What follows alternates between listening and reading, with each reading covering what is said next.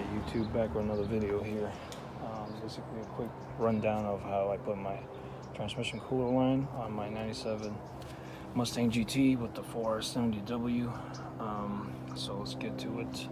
So obviously I mounted it to the front. You can mount it anywhere you want really, but I mounted it here. I wanted to have 100% of the cooling right in front of the grill. All the air comes to it because I'm running it separate from the radiator, so I'm not doing the one where it's like transmission to this, to the radiator, back to the transmission, or that setup. It's just from transmission to here back.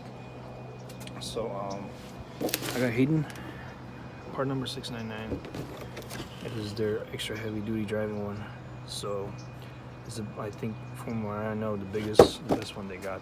It's for like trailer homes. So obviously I'm gonna try and beat in the car a little bit, put some power down. So got the best one, and I put it right in the front. So main thing you gotta do obviously is take the whole bumper off, take off the nose panel and everything, the bumper guards or bumper wedge here, took it all off, and then obviously take off the little rod that connects from there to this. That being said, they have hardwares that comes with it. Obviously I put it on already, but it's basically like the sponge, this little spacer. So obviously not complete, so it's not touching the condenser. And it's a line that goes through the condenser, a little locking, and you just gotta cut this off, just like that.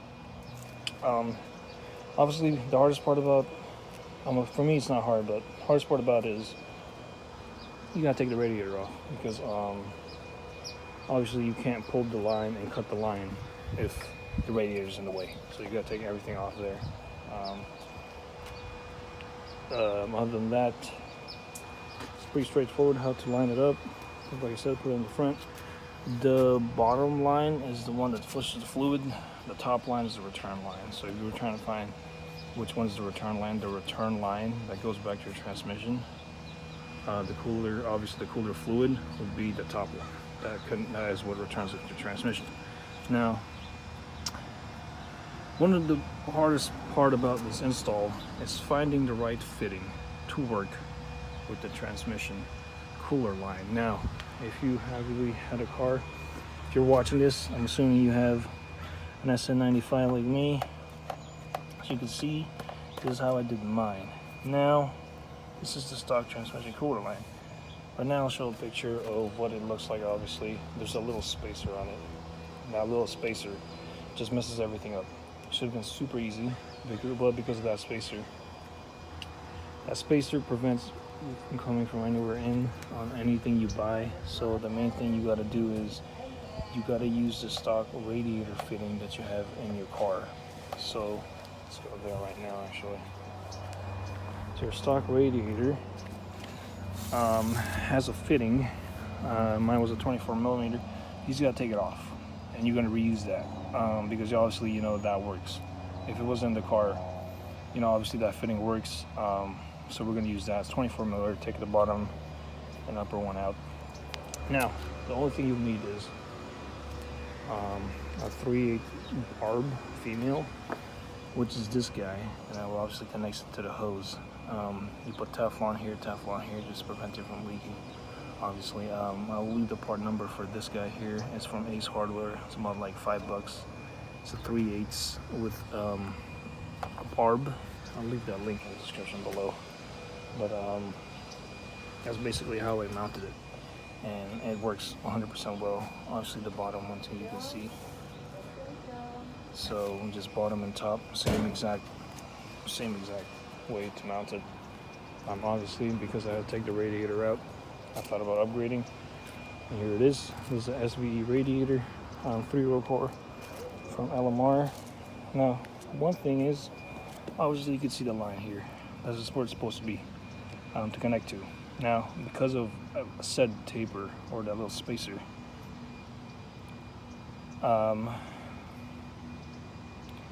it's not gonna fit. I tried it before.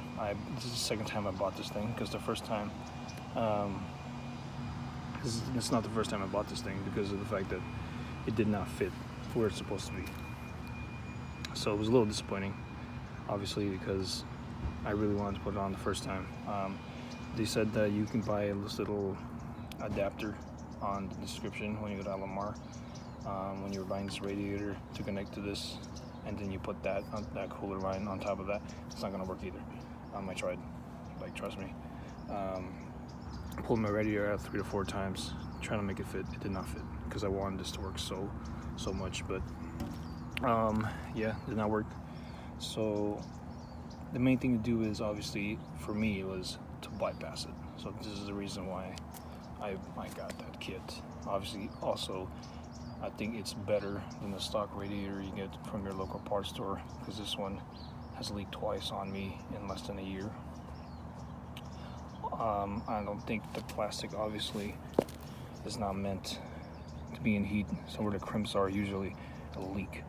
Also, internally, I know it's a possibility that internally something would rupture, and between the, obviously this is where your oil is, your transmission oil is, or fluid is, and this is where obviously the radiator coolant is, and somewhere there it's a possibility that it ruptures, and when it ruptures it'll mix, and that would be detrimental to everything. That thing will mess everything up.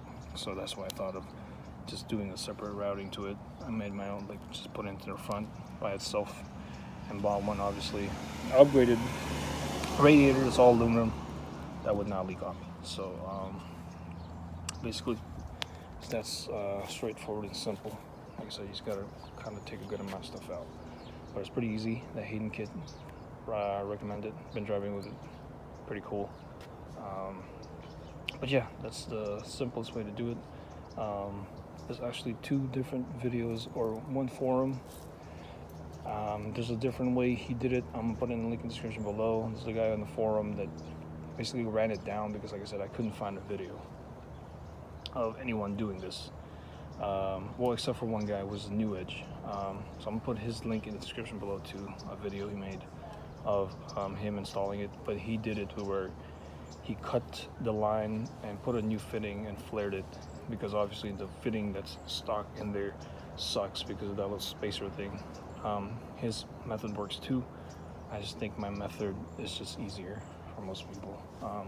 He also cut holes into the radiator support, or the plastic. Basically just little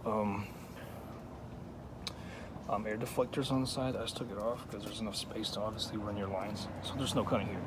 So from far as I know, this is the easiest way to do it. So if you were gonna do it, I was just doing it this way. So but I leave everything in the link description below, everything that I use to make this work. I'll leave it in the link description below for this guy too, if you want to get the same exact one I got. But yeah, that's it. Till next time.